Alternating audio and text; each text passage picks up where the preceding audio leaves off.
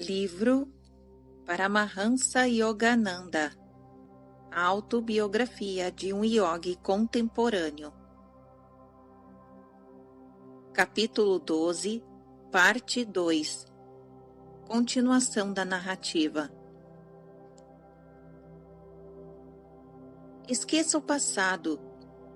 Sir Yukteswar o consolaria. As vidas anteriores de todos os homens se acham obscurecidas por muitas ações vergonhosas. A conduta humana é sempre falível enquanto não está ancorada no divino. Tudo melhorará no futuro se na atualidade você fizer um esforço espiritual. Observação número 98. Condenação eterna é impossível. Um homem de karma extremamente mau pode mergulhar na ilusão durante muitas encarnações, mas não para sempre, porque é parte eterna de Deus. Para uma alma é impossível tornar-se eternamente má por ser eternamente boa. Estudantes da Bíblia cometem injustiça aos seus ensinamentos quando acreditam que uma alma possa ser condenada permanentemente ao inferno. Um juiz terreno atribui uma sentença condenatória a um transgressor apenas de acordo com a gravidade de seu delito. Deus, mais justo que qualquer juiz terreno, nunca poderia punir um homem por uma ou muitas encarnações de péssima conduta com uma sentença desproporcionalmente eterna de exílio no erro. Causas finitas não podem produzir efeitos infinitos. Disse Paramahansa na revista Self-Realization Magazine, em setembro de 1952, páginas 21 e 22. Fim da observação 98. Continuação da narrativa. O mestre sempre tinha jovens chelas, discípulos, em seu ashram. A educação intelectual e espiritual destes era seu interesse permanente. Até mesmo, alguns anos antes de sua morte, aceitou como residentes no eremitério 2 meninos de 6 anos e um jovem de 16 anos. Todos os que se achavam sob sua responsabilidade, ele os treinava com extremo cuidado. A relação etimológica e prática entre discípulo e disciplina. Os residentes de ashram amavam e reverenciavam seu guru. Um ligeiro bater de palmas bastava para trazê-los ansiosos ao seu lado. Quando sua posição era reservada e silente, ninguém se atrevia a falar-lhe. Quando seu riso jovial ressoava, os meninos o consideravam uma outra criança. Sir Yukteswar raras vezes pedia aos outros que lhe prestassem um serviço pessoal. Não aceitava o auxílio de um discípulo, a menos que lhe fosse oferecido alegremente.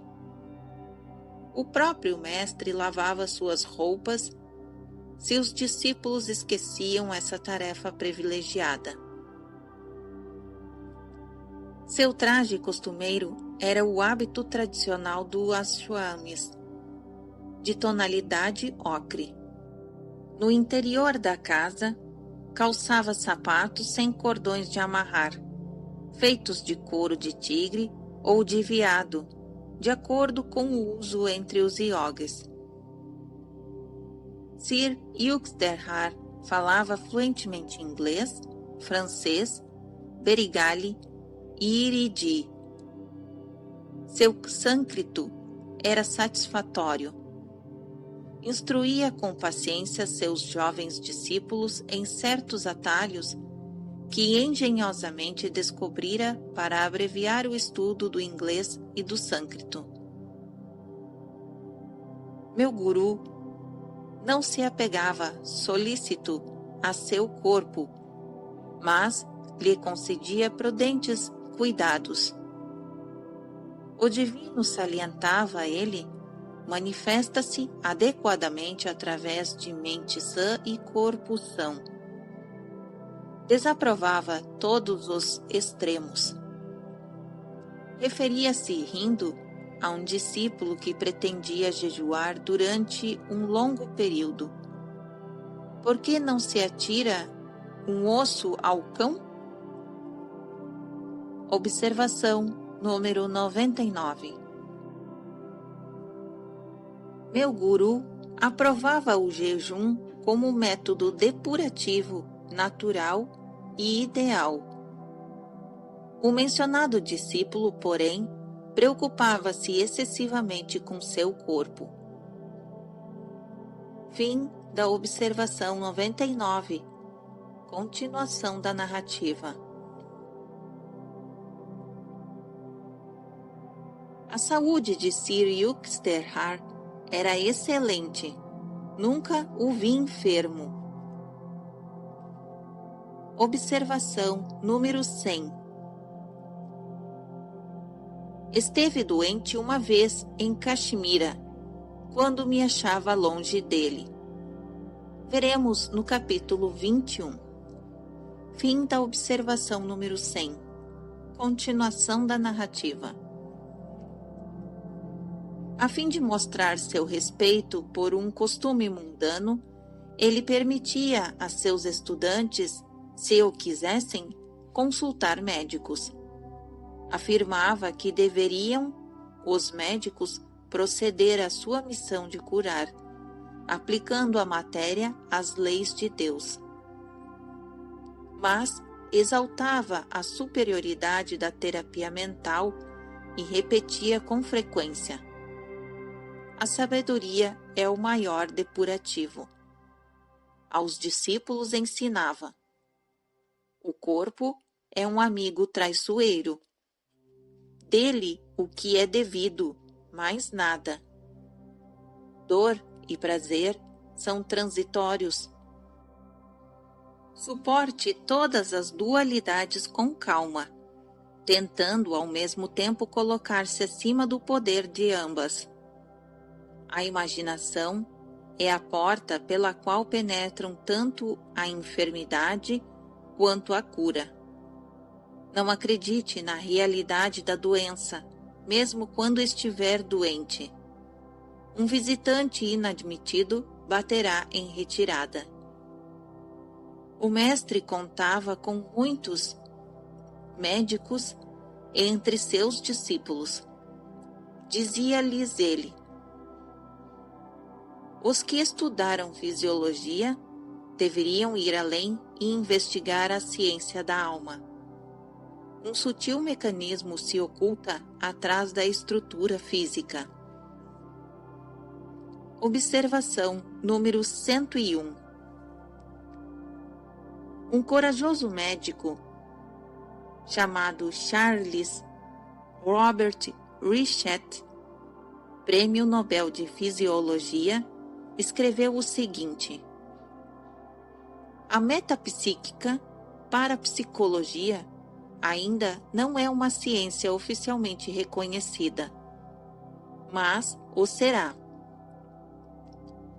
Em Edimburgo, perante 100 fisiologistas, tive a oportunidade de afirmar que os 5 sentidos não são os nossos únicos meios de conhecimento e que um fragmento da realidade às vezes atinge a inteligência por outras vias. A raridade de um fenômeno não é a razão para se negar sua existência. E a dificuldade que um estudo apresenta será motivo para não se compreendê-lo? Os que levantam uma barreira contra a metapsíquica, como a ciência culta, sentirão tanta vergonha de si mesmos como aqueles que se opuseram à química, apoiados na declaração de que a busca da pedra filosofal era ilusória. Em matéria de princípios, temos somente os de Lavoisier, Claude Bernard e Pasteur, que se resumem num só, o experimental, sempre em toda a parte. Bem-vinda seja, pois, a nova ciência que vem modificar a orientação do pensamento humano.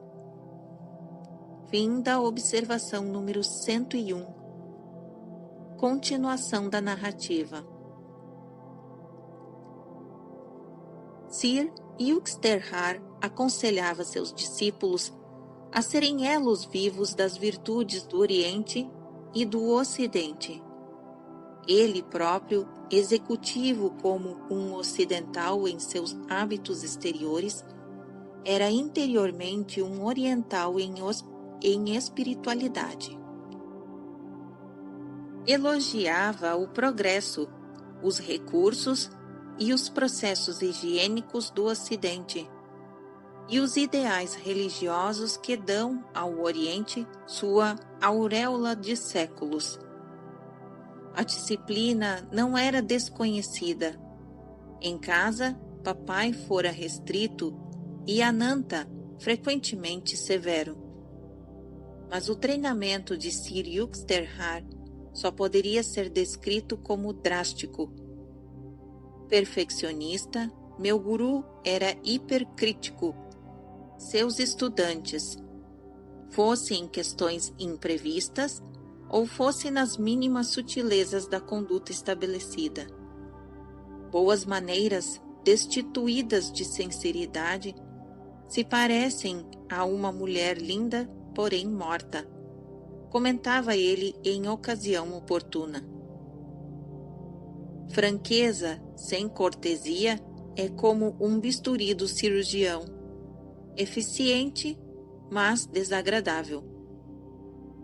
Franqueza, aliada à polidez, é útil e admirável. O mestre estava satisfeito, evidentemente, com meu progresso espiritual, pois raras vezes se referia a ele. Em outros assuntos, entretanto, meus ouvidos não desconheciam a reprovação.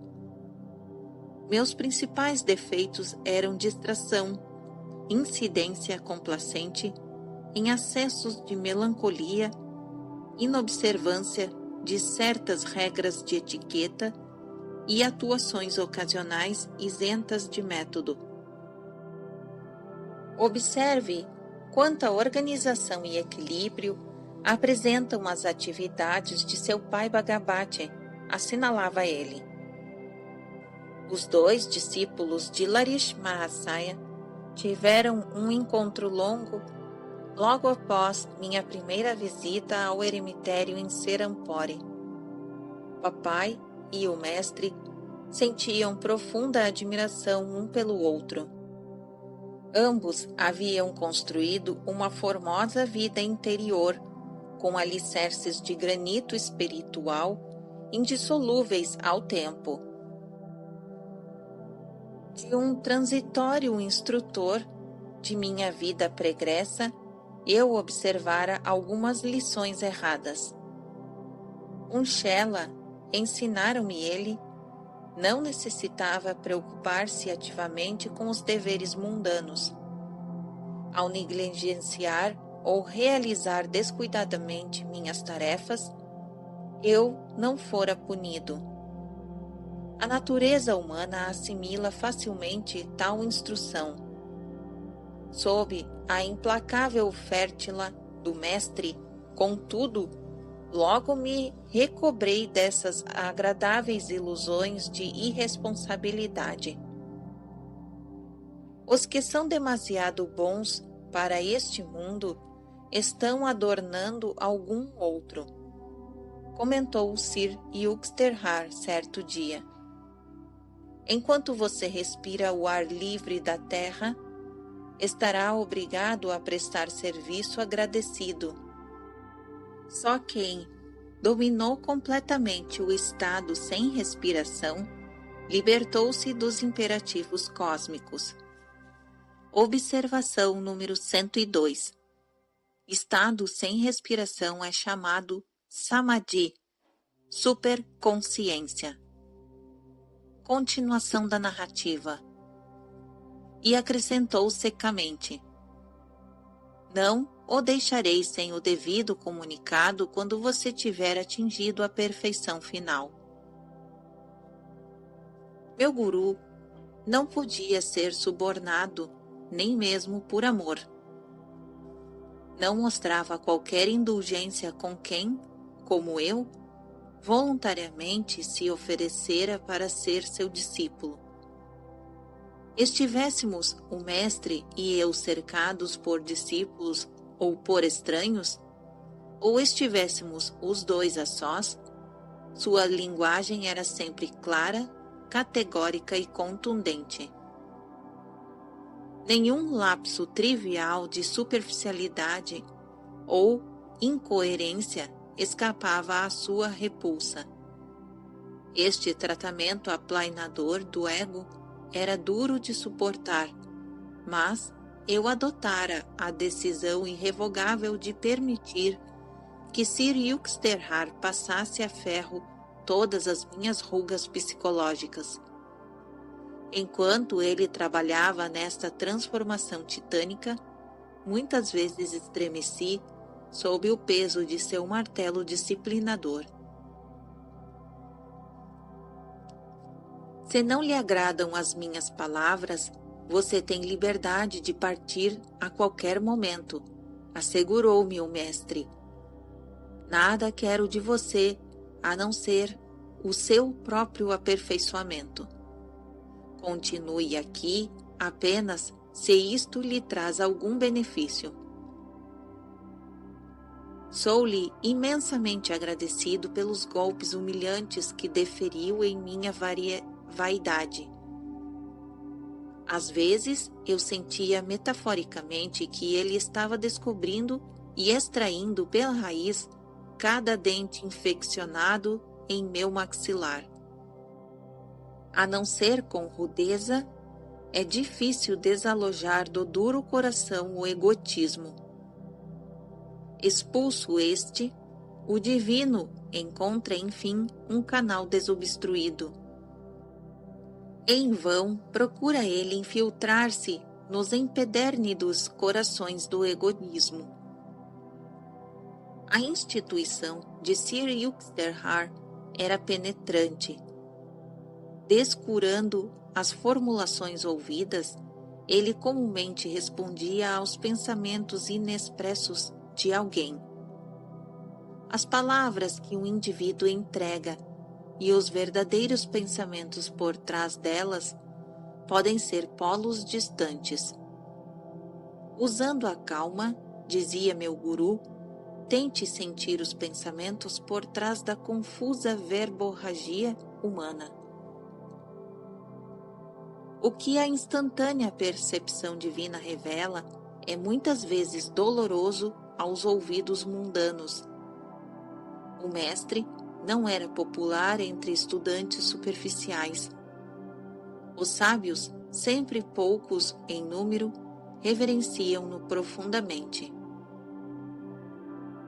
Atrevo-me a dizer que Sir Yuxterhar teria sido o mais procurado guru da Índia se a sua linguagem não tivesse sido tão franca e tão severa. Sou muito duro para os que buscam meu treinamento, admitia ele ao conversar comigo. Esta é a minha maneira. Aceitem-na ou não, eu nunca transijo. Mas você será muito mais brando com seus discípulos. Essa é a sua maneira de ser. Eu busco purificar apenas com fogo da severidade. um cauterizante que ultrapassa a tolerância média. A delicadeza do amor também é transfigurante. Os métodos inflexíveis e os benévolos são igualmente eficientes se aplicados com sabedoria, acrescentou ele. Você irá a países estrangeiros onde os bruscos assaltos do ego não são apreciados. Um mestre não poderia divulgar a mensagem da Índia no Ocidente sem um amplo cabedal de paciência, acomodácia e de indulgência. Recuso-me a dizer quantas vezes, na América, eu me lembrei das palavras do mestre. Embora a linguagem franca de meu guru lhe evitasse um numeroso discipulado, durante sua permanência na Terra, não obstante, seu espírito vive no mundo atual, através de um número sempre crescente de sinceros estudantes e seus ensinamentos. Guerreiros como Alexandre o Grande buscaram reinar sobre terras.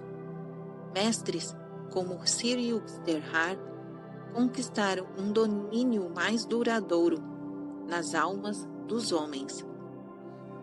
Era costume do mestre salientar as faltas singelas olvidáveis de seus discípulos com ar de portentosa gravidade.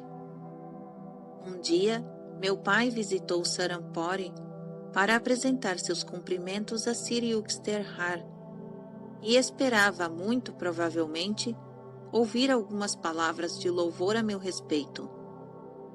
Consternado ficou ao lhe ser feito um longo retrato de minhas imperfeições. Correu a ver-me. Pelos comentários de seu guru, creio que você é um completo fracasso. Meu progenitor oscilava entre as lágrimas e o riso. Só havia um motivo para o desagrado de Sir Yuxterhar naquela ocasião. Eu estivera tentando, contra sua delicada sugestão, converter certo homem à senda espiritual.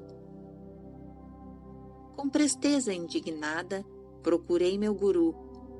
Recebeu-me com os olhos baixos, como se estivesse consciente de sua culpa. Foi a única vez que o ouvi, divino leão humilde ante mim.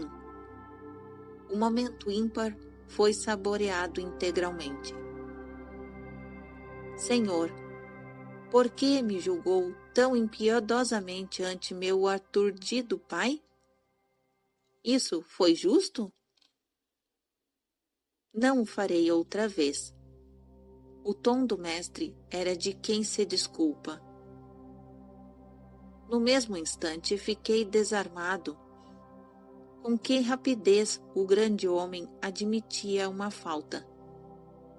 Embora nunca mais tivesse perturbado a paz de espírito de papai, o mestre continuou implacavelmente a dissecar-me onde e quando ele queria. Os novos discípulos, com frequência, uniam-se a Sir Yuxterhar em críticas exaustivas aos outros. Sábios como o guru, modelos de discernimento sem nenhuma brecha. Mas quem toma a ofensiva não deve apresentar-se indefeso. Os próprios estudantes, censores, fugiam precipitadamente assim que o mestre, em público, disparava em direção a eles algumas flechas de suas algivas analíticas. Sensitivas fraquezas íntimas, que se revoltam aos menores toques de censura, são como partes enfermas do corpo, recuando ao mais delicado contato. Eis o comentário divertido de Sir Yuxterhar sobre os fugitivos. Muitos discípulos julgam as palavras e os atos de um guru através da imagem preconcebida que dele formaram. Tais pessoas se queixavam a miúde de que não entendiam Sri Yukteswar. Nem vocês compreendem Deus, repliquei em certa ocasião. Se um santo lhes fosse inteligível, vocês seriam santos. Em meio a trilhões de mistérios, pode alguém respirando em cada segundo o ar inexplicável aventurar-se a exigir que a natureza insondável de um mestre seja entendida instantaneamente? Estudantes vinham e geralmente se iam. Os que ansiavam por um caminho fácil, o da benevolência imediata e o do reconhecimento confortador de seus próprios méritos, não o encontravam no eremitério. O mestre oferecia a seus discípulos abrigo e orientação, como um pastor de rebanhos para a eternidade. Mas muitos estudantes, miseravelmente, demandavam também o bálsamo para seu ego. Eles partiam preferindo, em vez de humildade, as humilhações intocáveis da vida. Os raios ardentes de Sri Yukteswar, a penetrante luz solar de sua sabedoria, eram excessivamente poderosos para a enfermidade espiritual desses peregrinos. Cedo procuravam algum instrutor menor que lhes permitissem, sobre o cobertor da adulação, o obstinado sono da ignorância. Durante meus primeiros meses com o mestre, experimentei suscetibilidade e medo de suas reprimendas. Logo percebi que suas vivissecções verbais eram realizadas apenas em pessoas como eu, lhe tivessem solicitado esse tratamento disciplinador. Se entre as convulsões resultantes algum discípulo protestava, Sri Yukteswar, sem ofender, volvia ao silêncio. Suas palavras nunca mostravam cólera, mas eram impessoais em sua sabedoria. As repreensões do mestre não se destinavam a visitantes casuais. Raramente fazia observações a propósito dos defeitos alheios, mesmo que fossem bastante manifestos. Mas em relação aos estudantes que buscavam o seu conselho, Sri Yukteswar sentia séria responsabilidade. Valente é, em verdade, o guru que empreende transformar o minério bruto da humanidade saturada de ego. A coragem de um santo tem raiz em sua compaixão pelos seres que Maya desnorteia, os cegos tropeçantes do mundo. Depois que abandonei o ressentimento subjacente, houve marcante descréscimo em meus castigos. De modo sutilíssimo, o mestre derretia-se em relativa clemência. Com o tempo, demoli todo o muro de racionalização e de subconsciente reserva, por trás do qual a personalidade humana geralmente se escuda. Observação número 103. Assinalou o Rabi Israel H. Levinthal em uma conferência em Nova York. Nosso ser consciente e subconsciente é coroado pela superconsciência. Há muitos anos atrás, o psicólogo inglês F. W. H. Myers sugeriu que, oculto nas profundezas de nosso ser, há um monte de lixo e também uma arca de tesouros. Em contraste com a psicologia que centraliza todas as suas pesquisas no subconsciente da natureza humana, A nova psicologia da superconsciência focaliza sua atenção onde se encontra o tesouro, a única região que pode explicar as grandes, altruístas e heróicas ações do homem. Fim da observação número 103. Continuação da narrativa. Harmonia com meu guru, sem qualquer esforço, foi a recompensa. Descobri que ele era digno de confiança, cheio de consideração pelos outros e silenciosamente amoroso. Não sendo demonstrativo, contudo, ele não pronunciava uma só palavra de afeto. Meu próprio temperamento é essencialmente devocional. Foi desconcertante de início descobrir que meu guru, saturado de jnana, mas, na aparência, seco de bhakti, expressava-se principalmente em termos de fria matemática espiritual. Observação número 104. Jnana significa sabedoria e bhakti significa devoção, duas das principais sendas de Deus. Fim da observação número 104. Continuação da narrativa. À medida, porém, que sintonizei com sua natureza, não diminuiu, ao contrário, aumentou a devoção com quem acercava a Deus. Um mestre que alcançou a experiência direta e pessoal de Deus é inteiramente capaz de guiar seus vários discípulos pelos rumos mais adequados à tendência essencial de cada um. Verbalmente, minhas relações com Sir Yukteswar eram algo inarticuladas, entretanto, possuíam eloquência oculta. Frequentemente, encontrei sua assinatura silenciosa em meus pensamentos, tornando inútil a linguagem oral. De pernas cruzadas ao seu lado, em quietude, eu sentia sua bondade generosa infiltrando-se pacificamente em meu ser.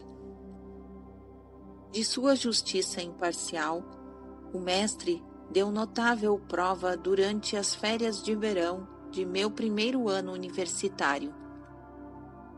Aguardados com bastante antecipação, seriam aqueles os primeiros meses ininterruptos com meu guru Serampore. Você poderá tomar conta do eremitério. Sir Yukteswar experimentou o prazer com minha chegada entusiástica. Seus deveres serão a recepção aos hóspedes e a supervisão do trabalho dos outros discípulos. Gurnar, um jovem oriundo de uma aldeia de Bengala Oriental, foi aceito uma quinzena mais tarde para receber treinamento no ashram. De inteligência incomum, rapidamente conquistou a afeição do mestre.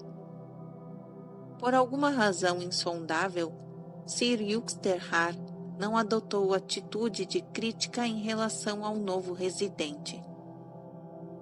Mukunda, deixe agora que os seus deveres sejam do Gurnar. Empregue seu próprio tempo em varrer e cozinhar. O mestre deu estas instruções um mês após a permanência do jovem conosco. Elevando a liderança, Gurnar exerceu mesquinha tirania doméstica. Em silenciosa rebelião, os outros discípulos continuaram a me procurar para o aconselhamento diário. Esta situação persistiu durante 3 semanas. Então ouvi por acaso uma conversa entre o mestre e Kunar. Mukunda é insuportável, dizia o jovem. O senhor me fez supervisor e, apesar disso, os outros se dirigem a ele e lhe obedecem. Por isso, designei Mukunda para a cozinha e você para a sala de recepção. Assim, você viria a compreender que um líder digno desse nome possui o desejo de servir, não o de dominar. O tom seco na voz de Sir Yuxterhar era novo para Kumar. Você quis a posição de Mukunda, mas não a pôde manter com mérito. Regresse agora à sua ocupação anterior de ajudante de cozinheiro. Após este humilhante incidente, o mestre adotou de novo, em relação a Kunar, sua primeira atitude, de indulgência inusitada. Quem pode decifrar o mérito de atração?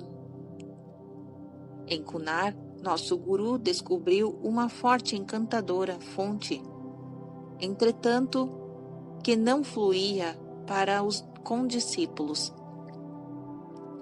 Apesar de um novo estudante ser obviamente o favorito de Sir Yuxterhar, não sentia tristeza. Idiosincrasias pessoais, que até os mestres possuem, emprestaram uma rica complexidade ao esquema da vida. Minha natureza raramente é governada por minúcias. Eu estava buscando em Sir Yuxterhar um benefício mais alto do que o elogio exterior. Certo dia, Kunar teve para mim, sem motivo, uma expressão venenosa. Fiquei profundamente ferido. Você tem a cabeça cheia de arrogância, a ponto de estourar. Acrescentei um aviso cuja verdade sentia intuitivamente. A não ser que você se corrija, algum dia será solicitado a abandonar o Asharan.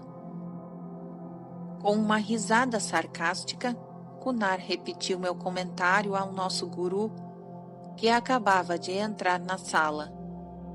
Esperando uma repreensão na íntegra, retirei-me humildemente para um canto. Talvez Mukunda tenha razão. A resposta do mestre ao jovem brotou com inusitada frieza. Um ano mais tarde, Kunar afastou-se para uma visita ao lar de sua infância. Fizera caso omisso da silenciosa desaprovação de Sir Yuxterhar, que jamais controlara autoritariamente os passos de seus discípulos.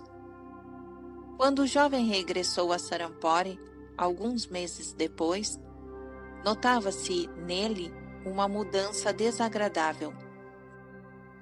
Desapareceu o orgulhoso Kunar, com uma face serenamente brilhante. À nossa frente estava apenas um camponês vulgar que adquirira durante sua ausência múltiplos vícios.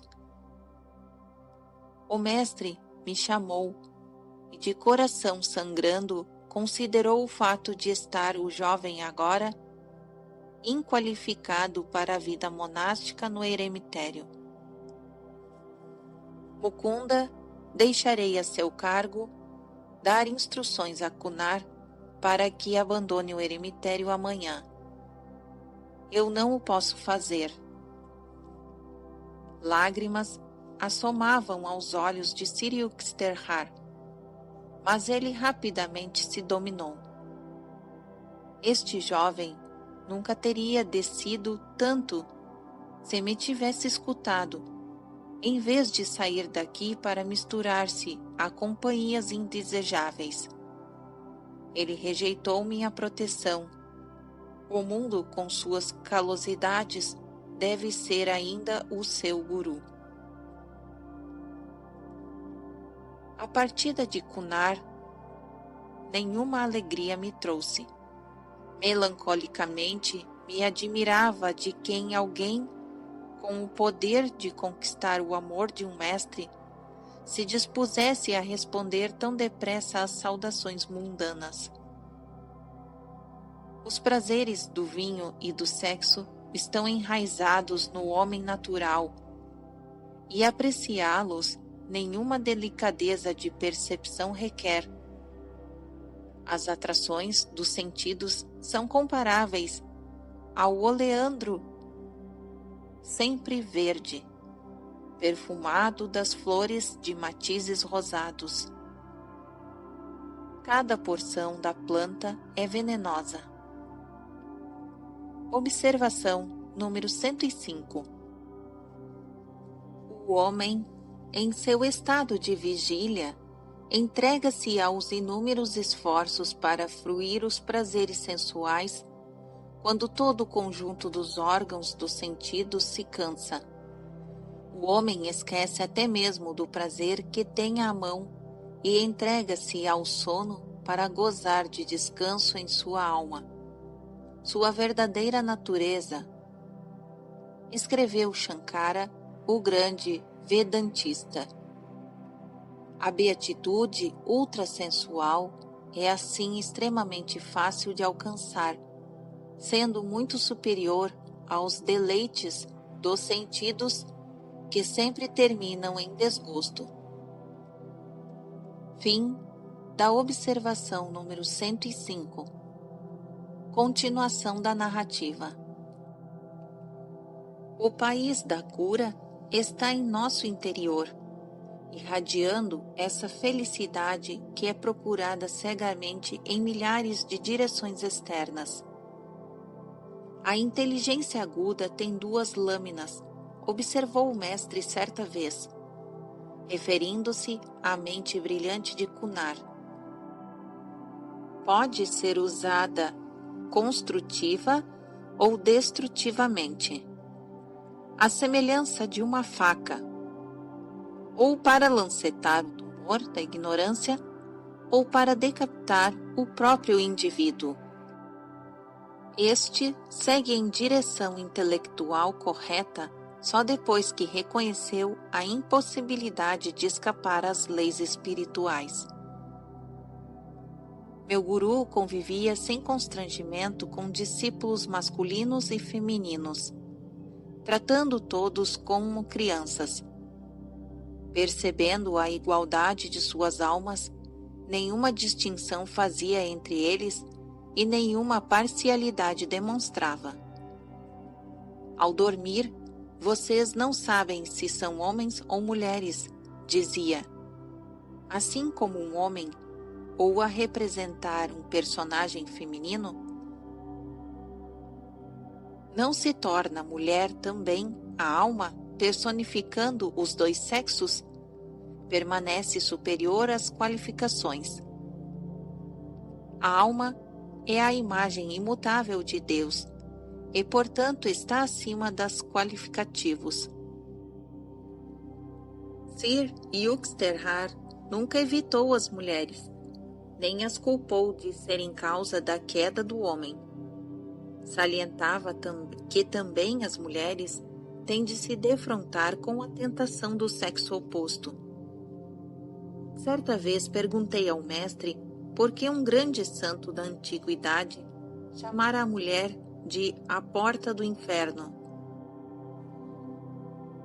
Uma jovem deve ter-lhe transformado a paz de espírito quando moço.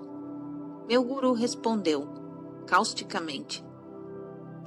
Do contrário, teria acusado não a mulher, mas algum defeito em seu próprio autodomínio. Se um visitante se atrevia a contar no eremitério uma história maliciosa, o mestre mantinha silêncio irreplicável. Não permitia a si mesmo ser fustigado pelo látego provocante de um belo rosto. Dizia aos discípulos: como podem os escravos dos sentidos apreciar o mundo? Sabores e aromas sutis lhe escapam enquanto rastejam no lodo primitivo. Todo o discernimento correto está perdido para o homem afeito à luxúria. Estudantes procurando fugir à ilusão do sexo, induzida por Maya, recebiam de Sir Yuxterhar conselho paciente e compreensivo. Assim como a fome, e não a gula, tem um propósito legítimo também o instinto sexual. Foi criado pela natureza unicamente para a propagação das espécies, e não para manter acesos os apetites insaciáveis, dizia ele. Destruam os maus desejos agora. Do contrário, permanecerão com vocês após o corpo astral ter se separado do seu invólucro físico. Mesmo quando a carne é fraca, a mente deveria resistir sem pausa. Se a tentação os assaltar com força cruel, vençam-na por meio de análise impessoal e da vontade indomável. Toda paixão natural pode ser dominada. Conservem seus poderes. Sejam como o oceano em sua vasta capacidade, absorvendo todos os rios tributários dos sentidos. Ânsias sensuais, renovadas diariamente, solopam sua alma íntima.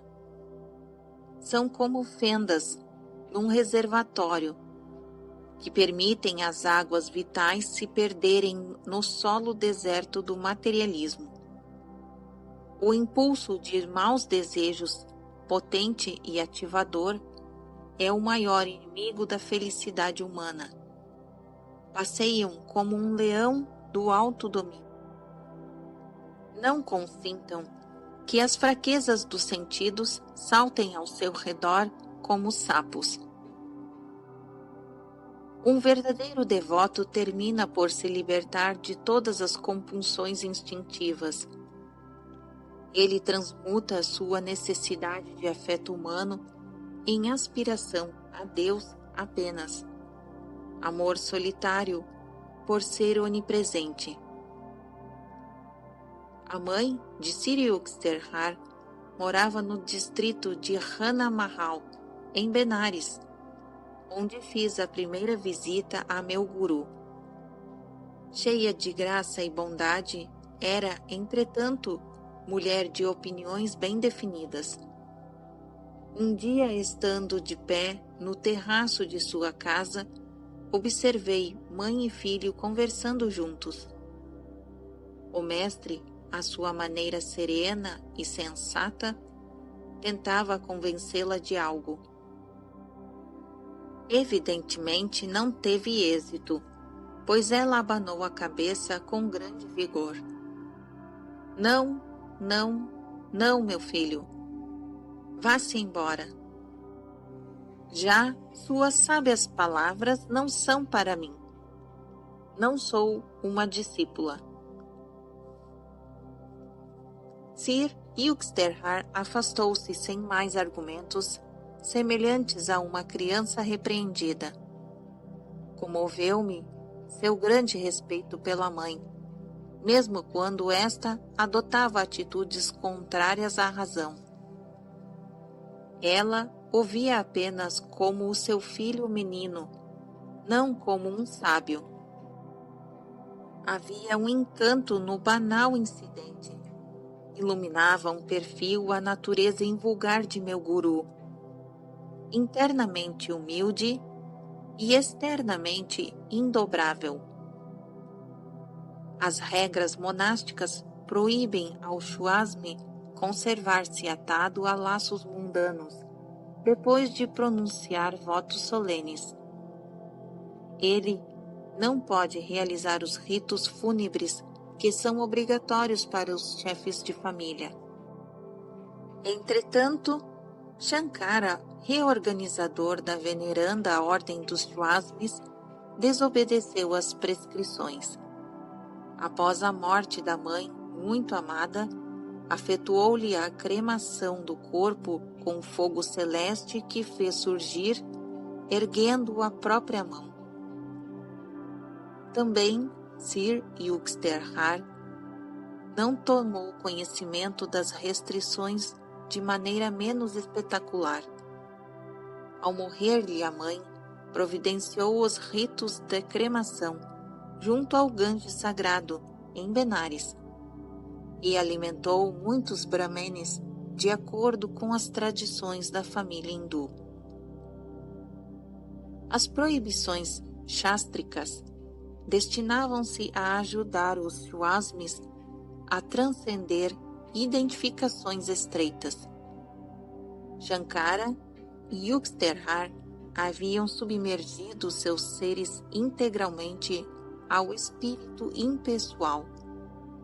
Não precisavam salvar-se por meio de regras. Às vezes também, um mestre finge ignorar de propósito um cânone, a fim de sustentar a essência como superior à forma independente desta. Assim, Jesus arrancou espigas de trigo em dia de descanso. Aos críticos inevitáveis, ele disse: o sábado foi feito para o homem, e não o homem para o sábado. Observação número 106. Jesus disse isso em Marcos, capítulo 2, versículo 27. Continuação da narrativa. Executando as escrituras, Sir Yukteswar lia pouco, e contudo estava invariavelmente a par das últimas descobertas científicas e de outros progressos do conhecimento. Observação número 107. Quando assim o queria, o mestre podia instantaneamente sintonizar a sua mente com a de qualquer outro homem. Um poder yogi mencionado nos Yoga Sutras, número 3, versículo 19, de Patanjali. Seus poderes, como o rádio humano e a natureza dos pensamentos, são explicados no capítulo 15. Fim da observação número 107. Continuação da narrativa. Conversador brilhante, apreciava trocar ideias sobre inúmeros tópicos com seus hóspedes. A inteligência sagaz e o riso travesso de meu guru animavam qualquer discussão. Frequentemente grave, o mestre nunca se achava sombrio. Costumava dizer, citando a Bíblia. Observação número 108. Na Bíblia, em Mateus 6, versículo 16. Continuação da narrativa. Para buscar Deus, os homens não necessitam desfigurar-se as faces. Recordem que o encontro com Deus há de ser o funeral de todos os pesares. Dentre os filósofos, professores, advogados e cientistas que vinham ao eremitério, alguns em sua primeira visita chegavam pensando encontrar um religioso ortodoxo. Às vezes um sorriso desdenhoso ou um olhar de tolerância divertida denunciava aos novos visitantes que não esperavam ouvir mais que uns poucos e piedosos lugares comuns. Após conversarem com Sir Yukteswar e descobrirem que ele penetrava com intuição exata em seus setores de estudos especializados, era com relutância que se despediam. Meu guru, comumente, era gentil e afável com seus hóspedes. Expressava suas boas-vindas com encantadora cordialidade. Entretanto, os ególatras inveterados sofriam a miúde um choque revigorante. No mestre deparavam ou com frígida indiferença ou com oposição formidável, gelo ou ferro. Certa ocasião, um químico de renome cruzou lanças com Siriuxterhar. O visitante não admitia a existência de Deus, já que a ciência não concebera meio algum de torná-lo perceptível. O Senhor, pois, fracassou inexplicavelmente em suas tentativas de isolar o poder supremo em tubos de ensaio. O olhar do mestre exprimia severidade. Recomendo-lhe uma nova experiência. Examine seus pensamentos sem interrupção durante 24 horas. Depois, não se admire mais da ausência de Deus. Um famoso erudito recebeu sacudida similar.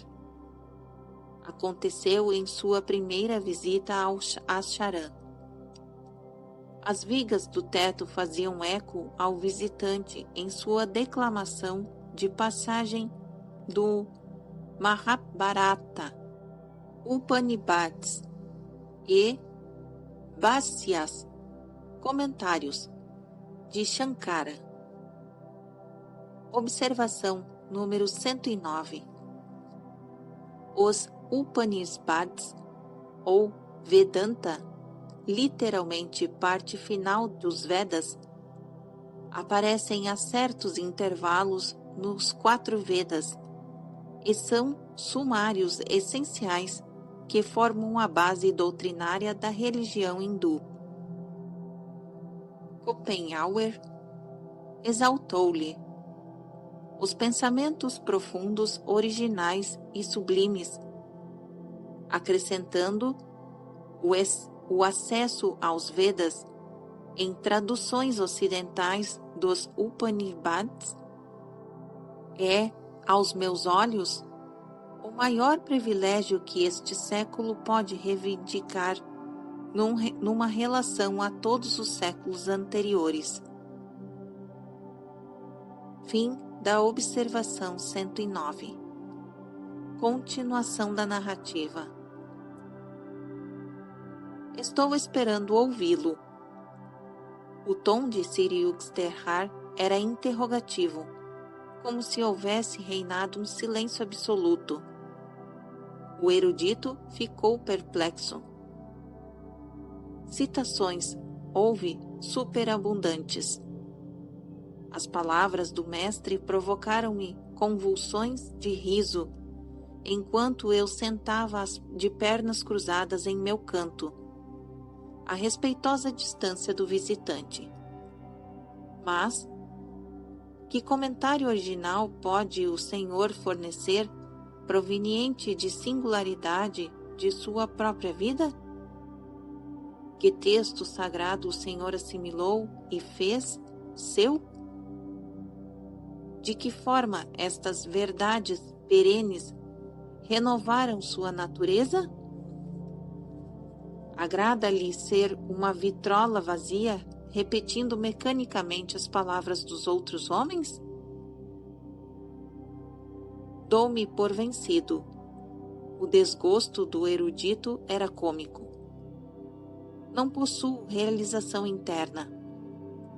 Pela primeira vez, quiçá ele compreendeu que discernir sobre a colocação de uma vírgula não resgata ninguém do estado de coma espiritual.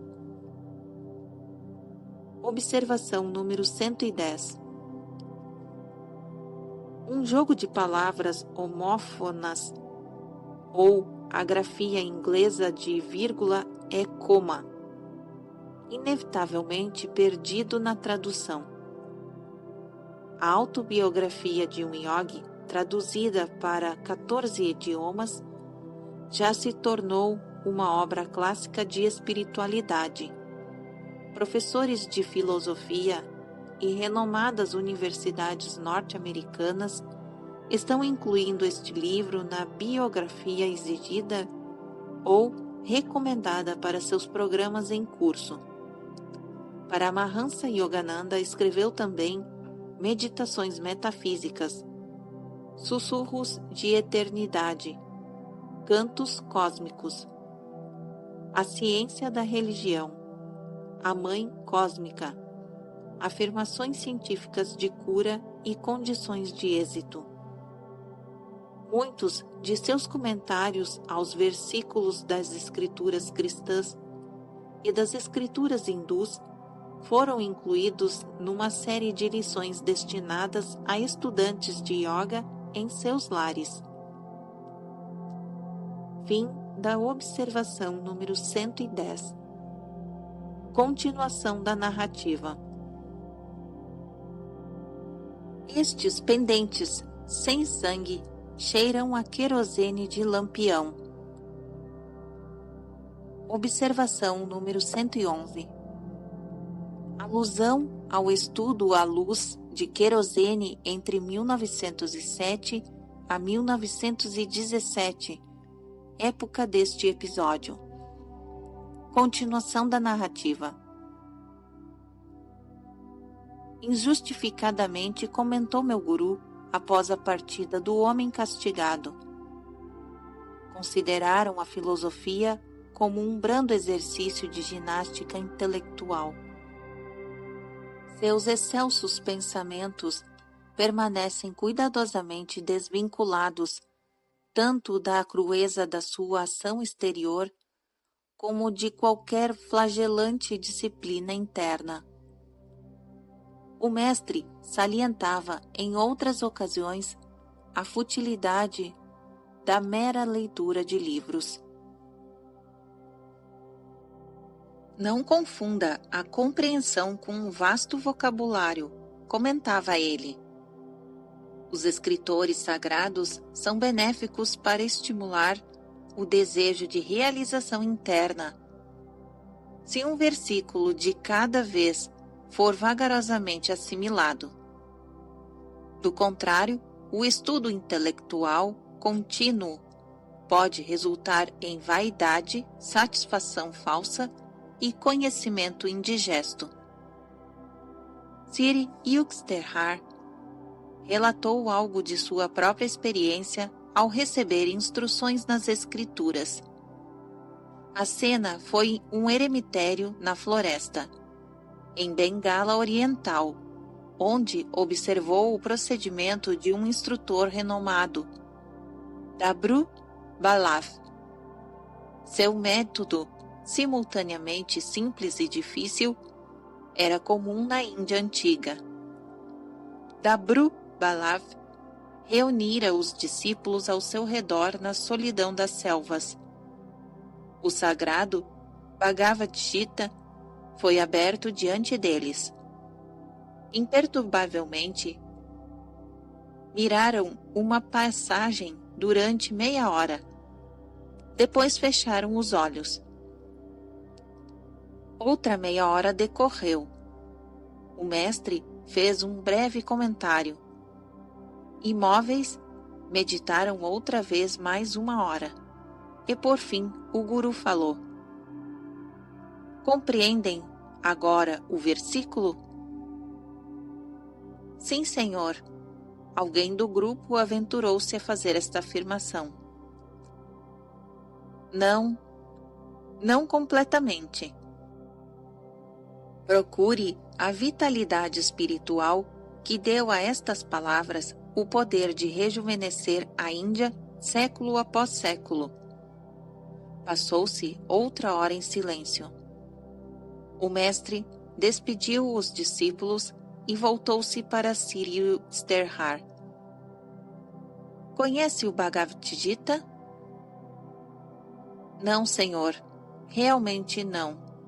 apesar de meus olhos e minha mente terem percorrido suas páginas muitas vezes.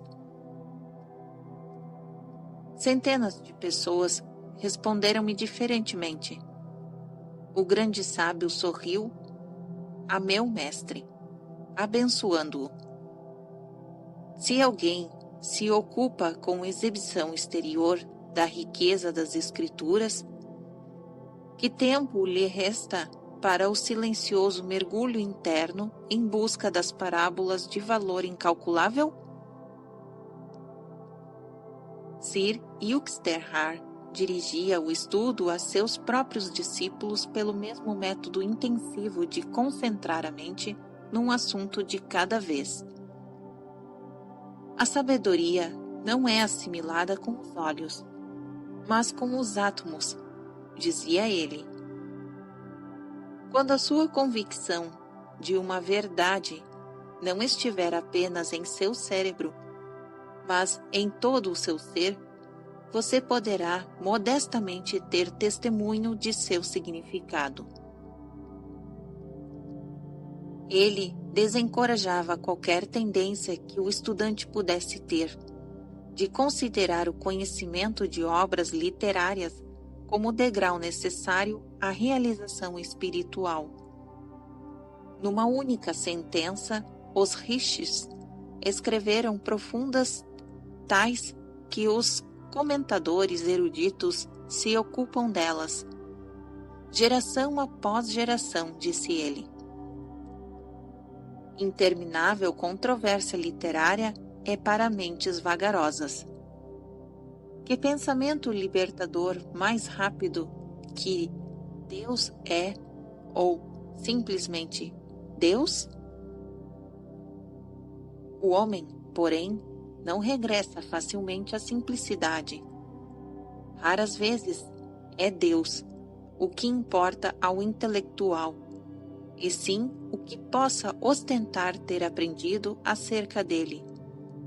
Seu ego se satisfaz em alcançar tal erudição.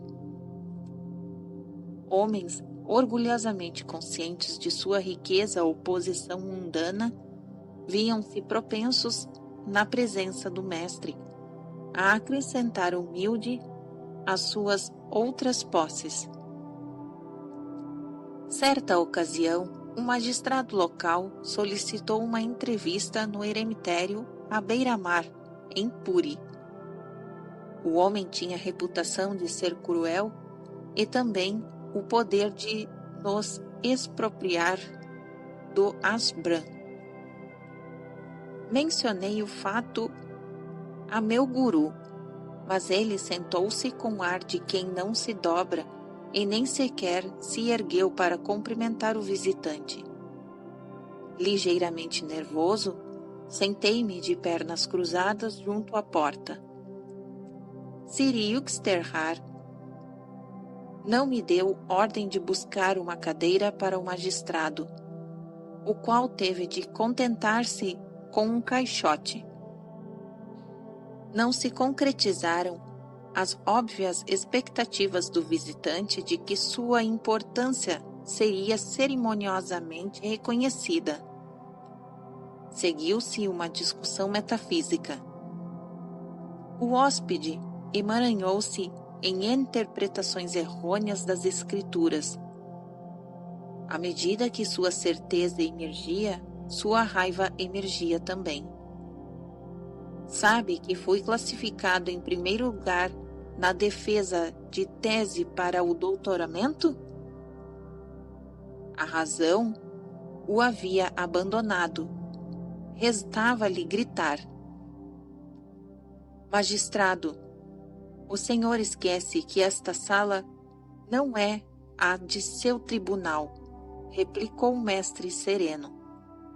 Desses comentários infantis, é possível inferir-se ter sido medíocre a sua carreira na faculdade. Em todo caso, um diploma universitário nada tem a ver com a realização védica. Não se produzem santos às fornadas, ano a cada ano, como se produzem contadores. Depois de um silêncio atordoante, o hóspede riu cordialmente. Este é o meu primeiro encontro com um magistrado celestial, disse ele. Mais tarde, fez uma solicitação formal, vazada em termos legais, que evidentemente eram parte de sua natureza para ser aceito como discípulo, em estágio probatório. Em diversas ocasiões, Siri Yuxterhar, a exemplo de Larishmarasaya, desencorajou estudantes imaturos que pretendiam ingressar na ordem dos Shawasmas. Usar a túnica ocre, quando não se tem a realização de Deus, é iludir a sociedade, disseram ambos os mestres. Esqueça os símbolos exteriores de renúncia que o podem prejudicar, induzindo-o a um falso orgulho. Nada disso tem importância, exceto o seu constante, diário avanço espiritual. Para obtê-lo, pratique Kriya Yoga. Ao medir o valor de um homem, um santo emprega um critério invariável, muito diferente dos cambiantes padrões do mundo. A humanidade que se vê a si mesma tão variegada é vista por um mestre dividida apenas em duas classes: homens ignorantes que não estão procurando Deus e homens sábios que estão à procura de Deus. Meu guru cuidava pessoalmente dos detalhes relativos à administração de sua propriedade. Pessoas inescrupulosas, em várias ocasiões, tentaram apossar-se de sua terra ancestral. Com determinação e até intentando ações judiciais, Siri Yuxterhar venceu todos os seus oponentes. Sujeitou-se a estas experiências penosas, movido pelo desejo de jamais ser um guru mendicante ou uma carga para seus discípulos. Sua independência financeira era um dos motivos que desproviam meu mestre, alarmantemente franco, das astúcias da diplomacia. Ao contrário dos instrutores que têm de lisonjear aqueles que os sustentam, meu guru era impermeável às influências, abertas ou sutis, da riqueza alheia. Nunca o vi pedir dinheiro ou sugerir que lhe dessem para qualquer finalidade. Em seu eremitério, ministrava educação gratuita a todos os discípulos. Um oficial de justiça chegou certo dia ao ashram, em Sarampore, para uma intimação legal. Um discípulo de nome Karlai e eu o conduzimos à presença do mestre. A atitude do oficial de justiça para com Siri Yuxterhar foi ofensiva. Lhe fará bem deixar as obscuridades de seu eremitério e respirar o honesto ar do tribunal, disse ele com desprezo. Não me pude conter. Outra palavra sua de insolência e eu o atirarei ao chão. Avancei ameaçadoramente. Karlai também gritava: "Oh, infeliz! Como se atreve a trazer suas blasfêmias dentro deste santo ashram?" O mestre, porém, colocou-se em atitude protetora à frente de quem o insultara. Não fiquem excitados por nada. Este homem está apenas cumprindo o seu dever. O oficial, confuso com esta recepção cheia de contrastes, apresentou suas desculpas e retirou-se apressadamente. Era assombroso descobrir que um mestre dotado de vontade ígnea fosse tão calmo internamente. Ele enquadrava-se na definição védica de um homem de Deus. Mais suave que a flor, quando se trata de bondade, mais forte que o trovão quando os princípios estão em jogo. Existem sempre neste mundo aqueles que, segundo Baldwin, não toleram a luz, sendo eles próprios obscuros.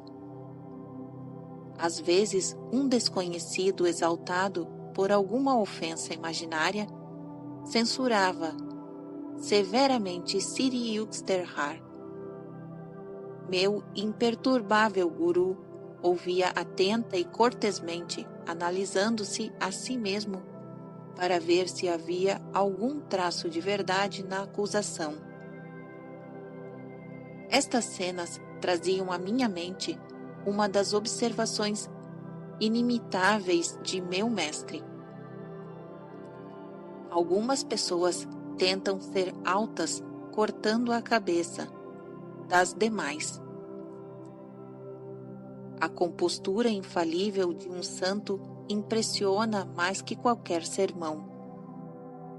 Quem tarda a se encolerizar é superior ao poderoso, e quem governa sua própria mente é maior que o conquistador de uma cidade. Observação número 112. Esse trecho refere-se ao Provérbios 16, versículo 32. Continuação da narrativa. Com frequência refleti que meu soberano mestre poderia ter sido facilmente um imperador ou um guerreiro que teria feito tremer o mundo se houvesse concentrado sua mente na fama ou nas conquistas terrenas.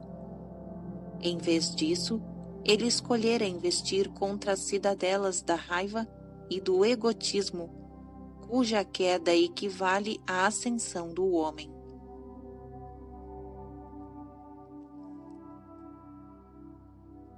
Fim do capítulo 12, parte 2, e fim do capítulo 12.